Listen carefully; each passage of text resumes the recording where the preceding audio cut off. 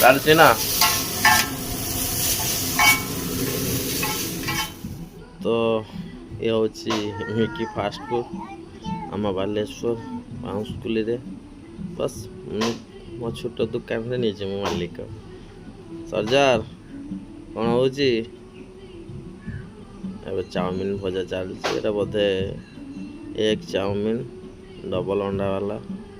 ଏପଟେ ଜିନିଷ ସବୁ ପଡ଼ିଛି ଆଉ ଏପଟେ କାମ ବି ଚାଲିଛି ଯେହେତୁ ଆଜି ଟିକେ ବାର ଖରାପ ଅଛି, ଲୋକ ଟିକେ କମ୍ ଅଛନ୍ତି।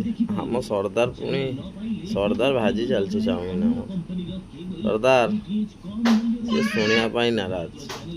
ଚାଲିଛି କାମ ଆଉ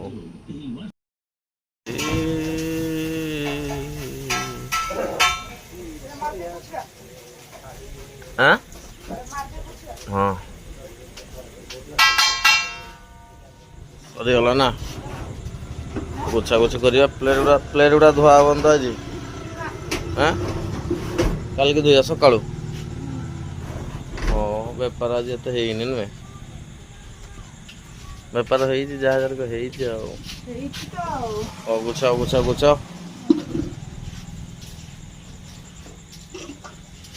କପଡ଼ା ମାରି ଦେଇଛି।